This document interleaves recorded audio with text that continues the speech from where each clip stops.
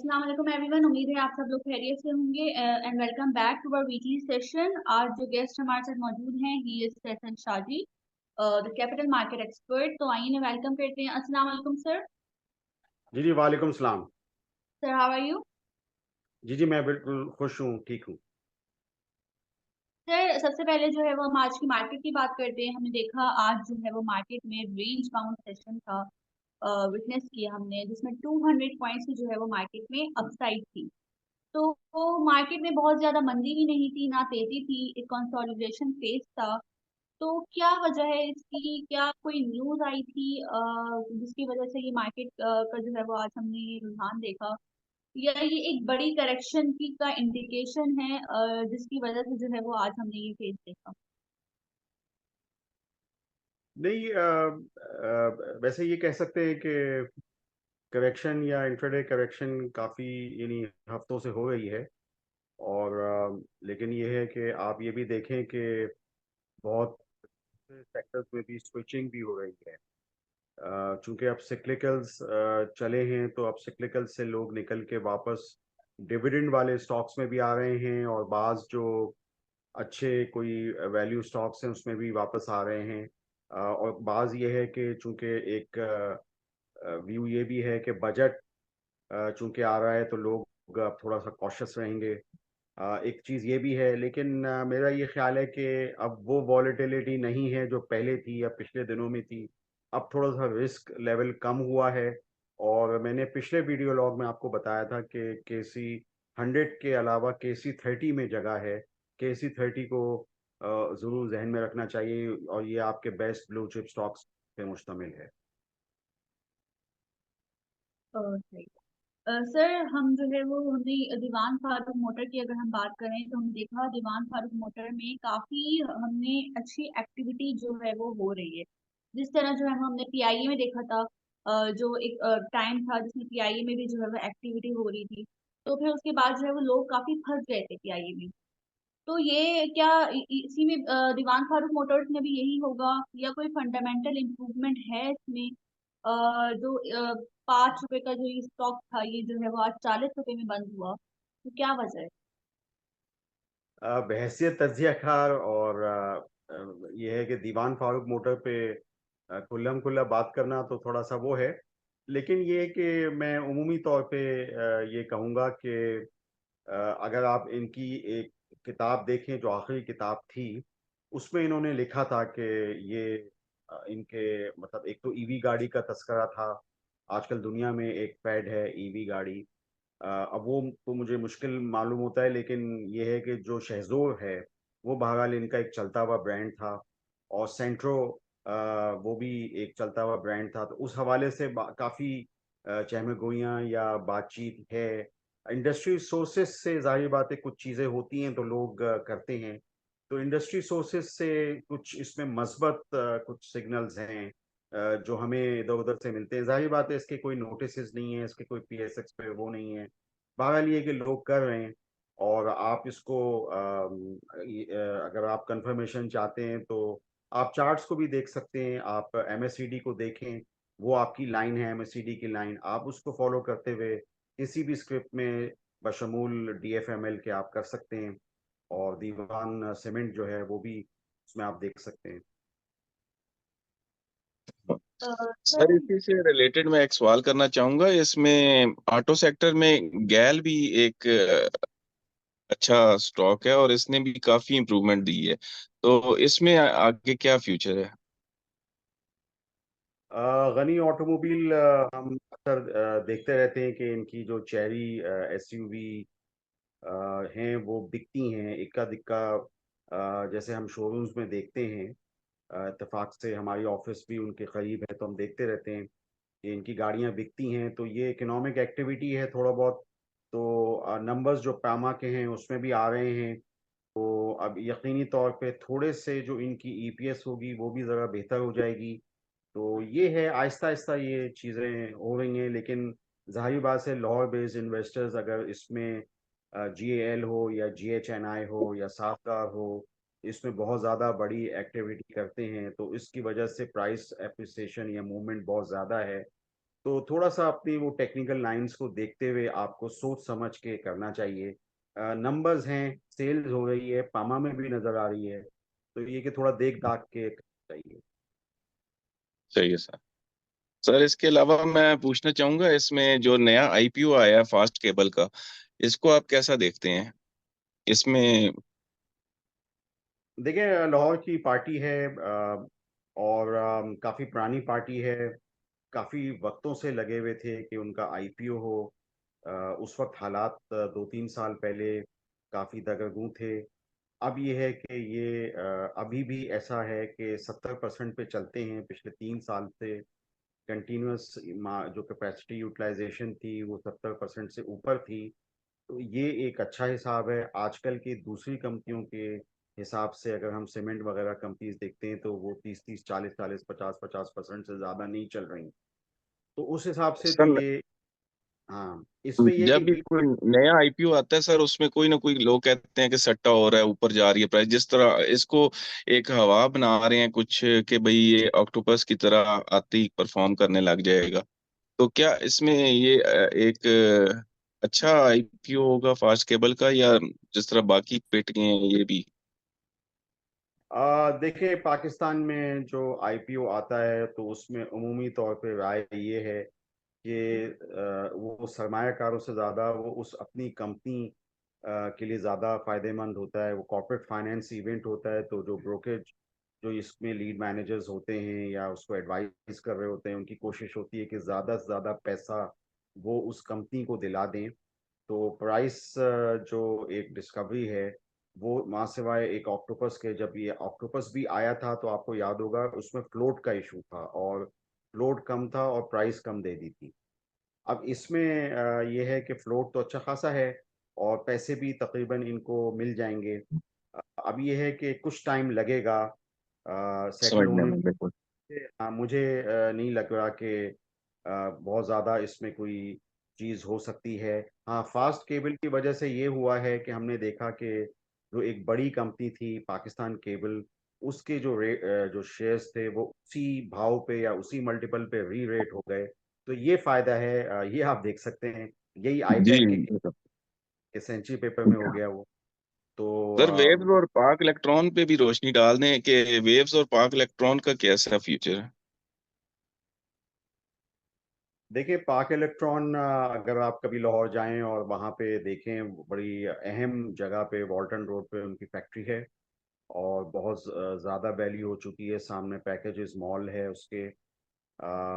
तो ये है कि अगर फर्ज करें कि कोई अप्लायंसेस यूनिट वो बेचते हैं, तो पहले ही आपने देखा होगा कि डॉलेंस जो बिका, तो आर्सेलिक एक टर्किश कंसर्न ने लिया, और वो उसने बहुत ज़बरदस्त, बहुत इम्प्रूव कर दी क्वालिटी डॉलेंस के अप्लायंसेस की। तो अगर यहाँ पे ऐसी कोई एक्टिविटी पेल में होती है, जो अभी इसके बारे में कोई इंफॉर्मेशन नहीं है, कुछ नहीं है, मैं तो एक एनालिसिस बहसियत तजियाकार कर रहा हूँ। तो ये जी है कि जी। जाहिर, उनका मेन जो पेल का काम है वो ग्रिड स्टेशंस का है, वो मीटरिंग का है। उसके अलावा उनका बहुत ज़बरदस्त किस्म के इंजीनियर्स हैं, मगर उनकी अप्लाइंसेस भी थी। जिन लोगों ने उनकी अप्लाइंसेस का डिवीजन शुरू किया था, फिर बाद में वो होते होते वो उन्होंने वेव्स भी बनाया। यानी सिंगर ली और सिंगर से वेव बनाया और एक कंपनी को बहुत ऊपर ले गए, और कंपनी के सेल को 10 बिलियन कर दिया, कंपनी के आउटलेट्स बढ़ा दिए। तो ये कि ये गर्मियों का सीज़न है, आप जानते हैं, डिस्पेंसर्स और इस तरह की बहुत सारी चीज़ों की सेल है। तो इस समर सीजन के हिसाब से उस तरह प्राइस एप्रिसिएशन नहीं हुई जैसे पहले पिछले सालों में पेल की या वेव्स की होती थी। दोनों के year and calendar year and हैं। तो ये हो सकता है कि इस दफ़ा जो समर या हीट वेव बहुत ज़्यादा है, तो आगे चल के जो ये एसी और फ्रिज और जो ट्रिपलेट्स हैं, जैसे वेव्स की का ट्रेंड है, या जैसे ये जी डिस्पेंसर्स जी। हैं, सेल में इजाफा हो। और फिर उसके बाद ये है कि हाँ, इन्वेस्टमेंट पॉइंट ऑफ व्यू से बुरे नहीं है, प्राइस बुरी नहीं है। तो यहाँ पे कोई ऐसी परेशानी या पैनिक नहीं है, आप कर सकते हैं। इनमें बहुत सारी सही। चीज़ें हैं। अच्छा सर, मैं अब ये जो ऑयल सेक्टर है इसमें ओजीडीसी, पीपीएल, एसएनजीपी, इनके बारे में पूछना चाहता हूँ कि इनका नेक्स्ट क्वार्टर कैसा आ रहा है, और इनमें अर्निंग अगर अच्छी आ रही है तो क्या इस यहाँ पे हमको लॉन्ग टर्म का सोच के होल्ड करना चाहिए इनके शेयर? अम, देखिए वैसे तो अगर आप प्रोडक्शन प्रोफाइल की बात करें तो प्रोडक्शन पाकिस्तान में अगर गैस प्राइसेस है ही तो इन दोनों कंपनीज की वजह से है। इनके प्रोडक्शन प्रोफाइल नीचे आ रहे हैं। हुकूमत पाकिस्तान इन कंपनीज को प्रोटेक्ट करती है डॉलर प्राइसिंग दे के। तो इस वक्त आईएमएफ ने जो डॉलर की कीमत का 328 रुपए के बारे में बात हो रही है, जो नया प्रोग्राम होगा, तो उस हिसाब से देखें तो डॉलर डिनोमिनेशन में ये दोनों कंपनीज जो हैं वो बहुत बड़ी बेनिफिशरीज हैं ओजीडीसी पीपीएल, क्योंकि गैस प्राइस भी और जो ऑयल प्राइस है ये दोनों डॉलर में डिनोमिनेट होती हैं। तो इस हवाले से बिल्कुल आपकी बात सही है कि ये इसमें कोई प्राइस एप्रिसिएशन हो सकती है। चूंकि जो भी प्रोडक्शन हो उसको डॉलर प्राइसिंग ही मिलनी है, तो ईपीएस भी उसी तरीके से बड़े बड़े आते जाएंगे। हम इनको पेपर टाइगर्स कहेंगे, लेकिन वैसे ये है कि डॉलर एप्रिसिएशन की वजह से इन कंपनीज में थोड़ा थोड़ा इजाफा हो सकता है। एक चीज़ पीपीएल की किताबों में लिखी हुई थी, एक थोड़ा सा इनका सर्कुलर डेट की सूरत हाल बेहतर हुई है इस हिसाब से कि अब नए सर्कुलर डेट अब कम हिसाब से बन रहे हैं या कम बन रहे हैं या बिल्कुल नहीं बन रहे। तो वो एक मस्बत साइन है जिसका कि हमने ये देखा कि थोड़ा सा क्वार्टर में भी थोड़े थोड़े डिविडेंड देना शुरू कर दिए हैं। तो पीपीएल थोड़ा सा मुझे ज़रा थोड़ा बेहतर एक ऑप्शन लग रही है। जबकि बजट का सीजन होगा, सिक्लिकल्स में प्रॉब्लम होगी तो लोग घुस सकते हैं। जैसे कि मैंने डिविडेंड यील्ड के हवाले से कहा कि डिविडेंड यील्ड स्टॉक्स में जा सकते हैं, तो ओजीडीसी पीपीएल भी उनमें से जो है वो स्टॉक्स में ऐसा हो सकता है कि वो लोगों की अब सर मैं टेक्सटाइल सेक्टर की तरफ आऊंगा। टेक्सटाइल सेक्टर में निशात मिल और निशात चूनिया लिमिटेड, इन दोनों में से कौन सी बेहतर है? और या दोनों ही अभी इनका सीजन शुरू होने वाला है या इनमें कुछ है बेहतरी? तो इसमें आप क्या इन्वेस्टर को राय देंगे, यहाँ पे बाय कर ले? टेक्सटाइल सेक्टर बिलोबूम ठीक है। चूंकि ये जैसे मैंने डॉलर एप्रिसिएशन की, एक्सचेंज गेन की बात कर दी, तो इसमें ये मुझे लगता है कि जो बड़ी मिलें जिनका आपने तस्करा कर दिया, तो ये मैं समझता हूँ कि इनमें क्योंकि वैल्यू तो है, दूसरी और भी जो मिले हैं उनमें वैल्यू है। मगर एक जो फैक्टर जो हमने देखा है वो ये है कि कराची की जो टेक्सटाइल मिले हैं, इनको अगर आप ढूंढें तो इनमें ज़रा एक्टिविटी ज़्यादा बढ़ना शुरू हो गई है, बेहतर हो गई है जो आप लोगों से बात करते हैं। पंजाब में और फैसलाबाद में थोड़ा सा अभी भी मसले मसाइल हैं। और जो बिजली और गैस और ये जो कैप्टिव पावर प्लांट्स के जो रेट्स हैं वो एक हो सकता है कि मार्जिन को कम करें। तो इस वजह से निशात पिल चूनिया में वो बात नहीं होगी जो इंटरलूप में होगी, जो कि ज़रा बेहतर मिल है, या कराची की जो पार्टियां हैं उनमें होगी। सही है।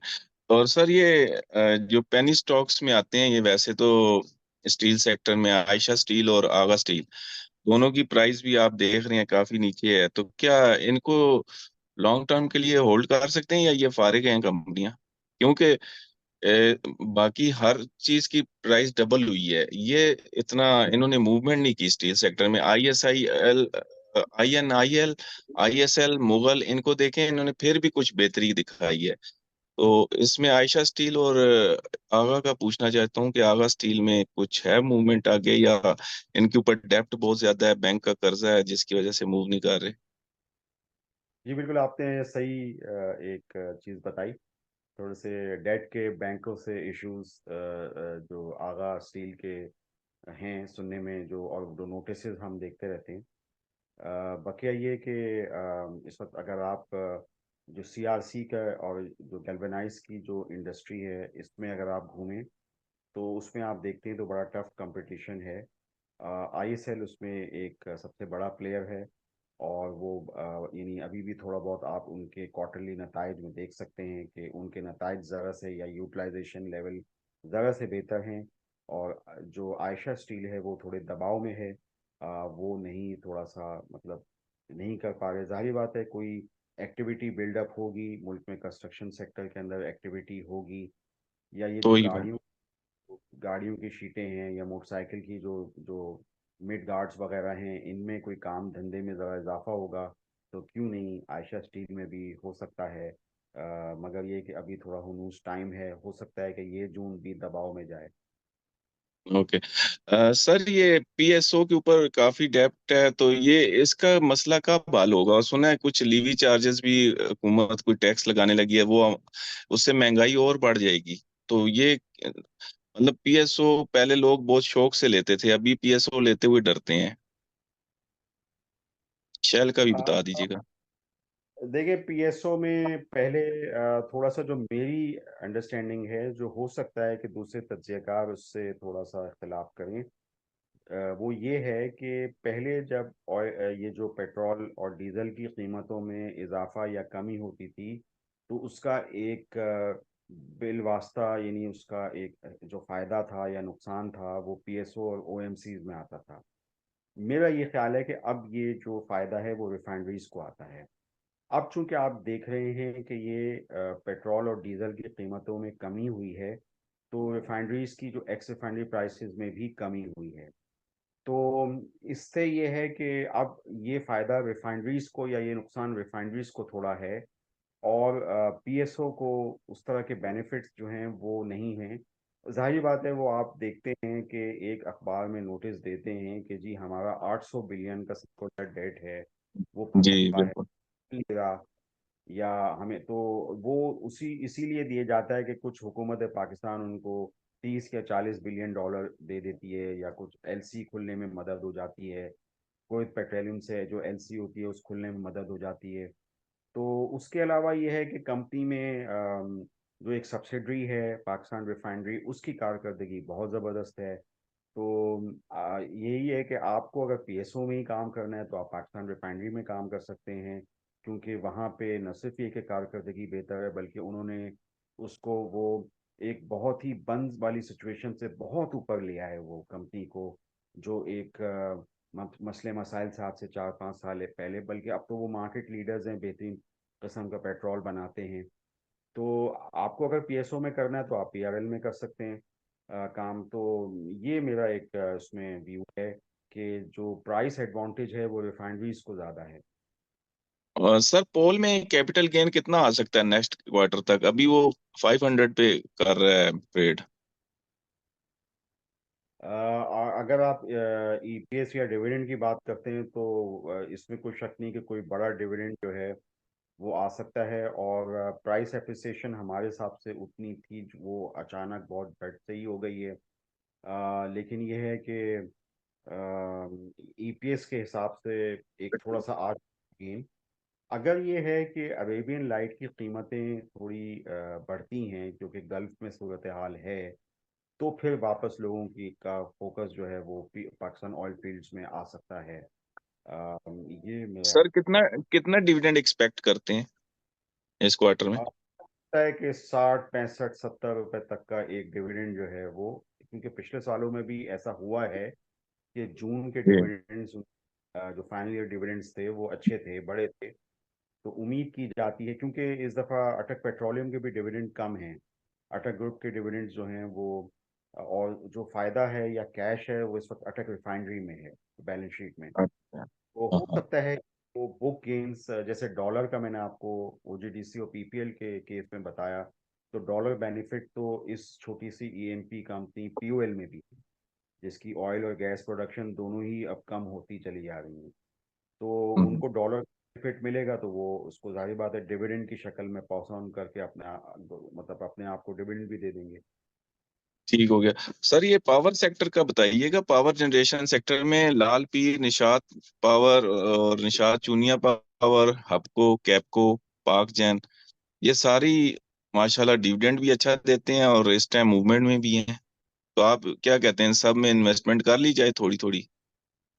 जी जी बिल्कुल, कल हम लोगों ने एक रिपोर्ट का इजरा किया था, उसमें हमने बताया था कि value at risk power sector companies बिलुमूम और बिलखुसूस हब पावर के अंदर कम है। तो आप इसमें क्योंकि डिविडेंड स्टॉक्स हैं, स्टॉक है ये, तो आप कर सकते हैं।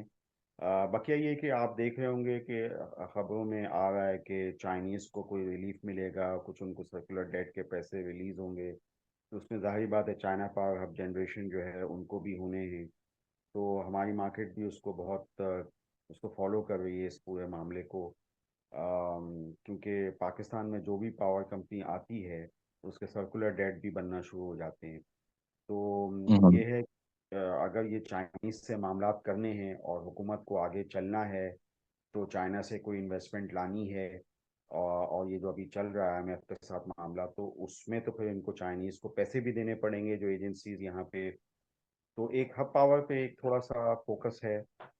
उसके अलावा ये है कि देखें, कोट अद्दू पावर का इकोनॉमिक लाइफ खत्म हो चुकी है, उनकी ऑपरेटिंग जो एक जिंदगी थी वो खत्म हो गई है। तो अब वो कंपनी भी अपने आप को डाइवेस्ट कर रही है, बहुत सारे पोर्टफोलियोज में इजाफा कर रही है।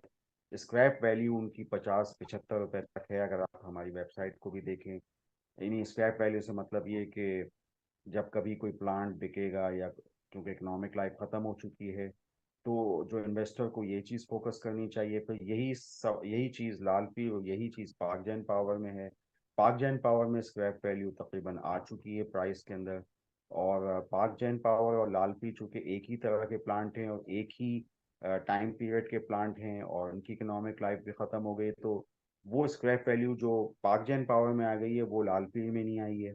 इस वजह से लोग उसको थोड़ा सा, इस गैप को ब्रिज करने के लिए वो थोड़ा इसको लाल पीर को देख रहे हैं। और फिर ये कि दोनों जो पार्टियां हैं, पाक जन पावर, लाल पीर, उनके बारे में अखबारी खबरें हैं, वैसे कोई नोटिस कुछ नहीं है कि वो सोचते सही है। हैं कि वो इम्पोर्टेड कोल पे लेकर आएंगे, तो उसको देख के लोग जो है थोड़ा वो कर रहे हैं। अच्छा अच्छा। सर, इसका सीमेंट सेक्टर में आपने दीवान सीमेंट का नाम लिया है, तो डीजीकेसी और पावर सीमेंट कैसे हैं सर? और गरीबवाल को भी इंक्लूड कर लें।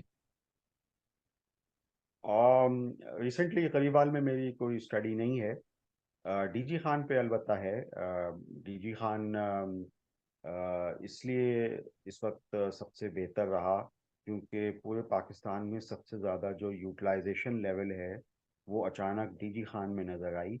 68%। यानी इस साल हमारा गुमान ये है, यानी 9-10 महीनों की डिस्पैचेस को देख के, कि इनकी डिस्पैचेस सबसे हाईएस्ट 68% होंगी। पक्के दूसरी जो सीमेंट कंपनियां हैं उनकी 50% से भी कम है।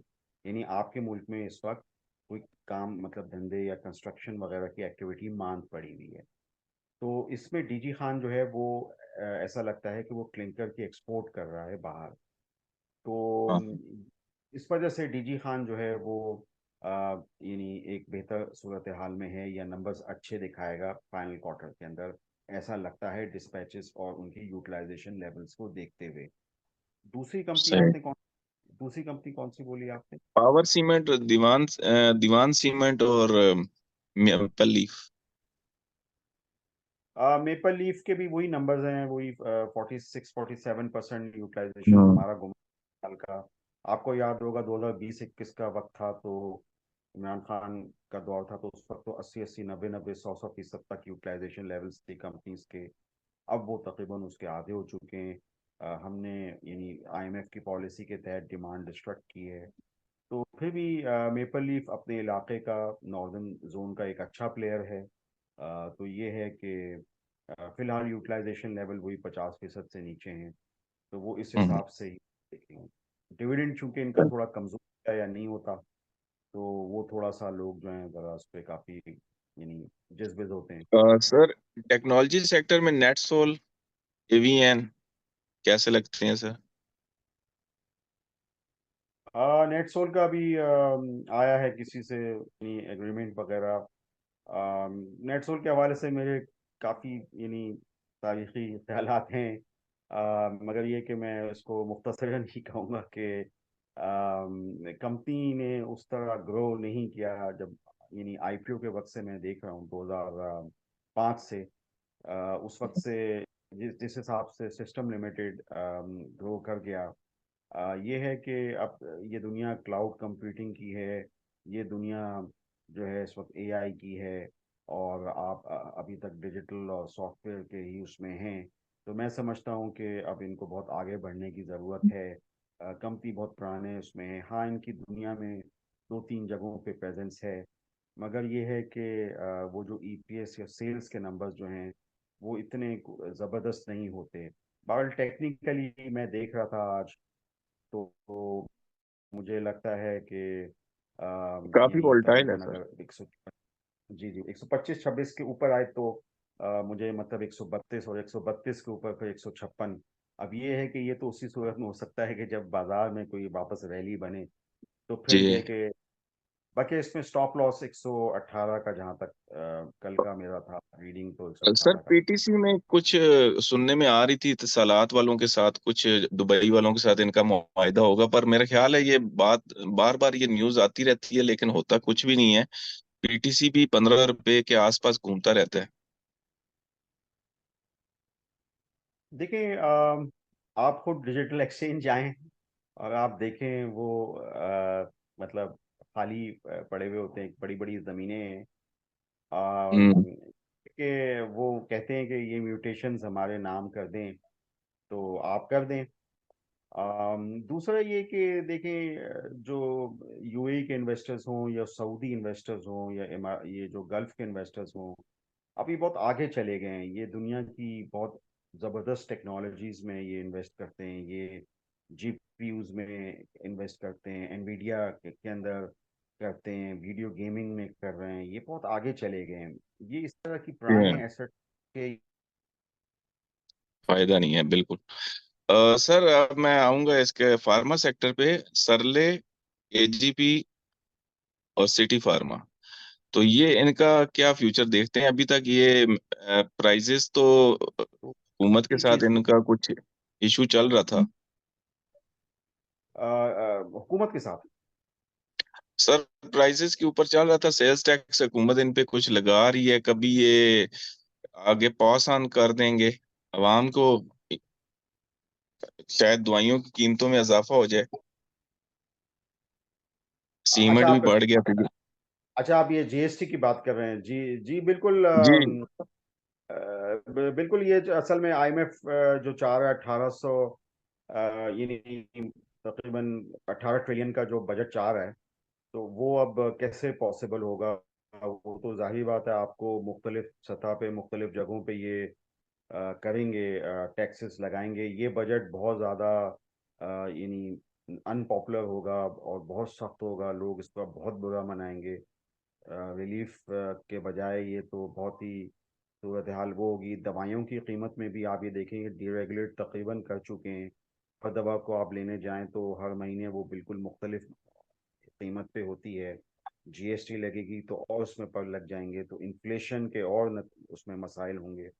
नहीं, तो इन ये थोड़े कंपनीज से को मसले। होल्ड कर सकते हैं सीपीएचएल को, अगर आज 30 रुपए पे होल्ड करें तो क्या 50 रुपए या 40 रुपए तक गेन आ सकता है, कैपिटल गेन?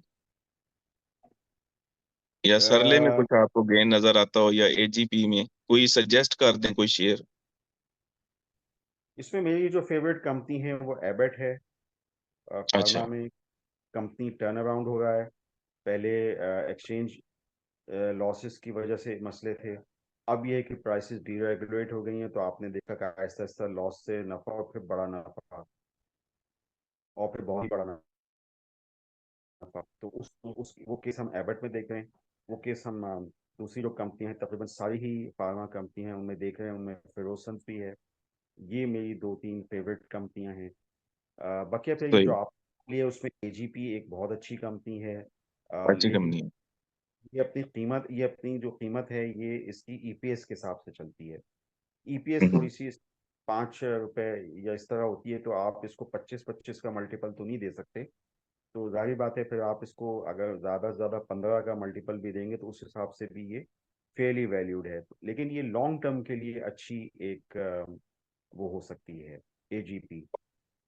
अब मैं सर बाकी ये। बैंकिंग सेक्टर के बारे में पूछना चाहूंगा। जी जी जी। बैंकिंग सेक्टर के जी पूछे।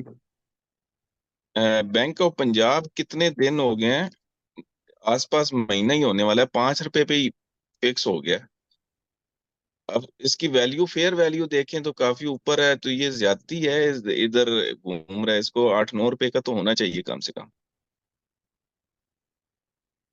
देखिए, जो भी फेयर वैल्यू होती है, वो एक तरह से इन्वेस्टर का परसेप्शन होता है कि ये कंपनी जो है वो इस कीमत पे होनी चाहिए या ये कंपनी अच्छी है। हमारे यहाँ लोग ये समझते हैं कि ये कम कीमत की कंपनी है तो इसी को ले लो, लेकिन फिर हम्म। वो फिर बढ़ता नहीं है।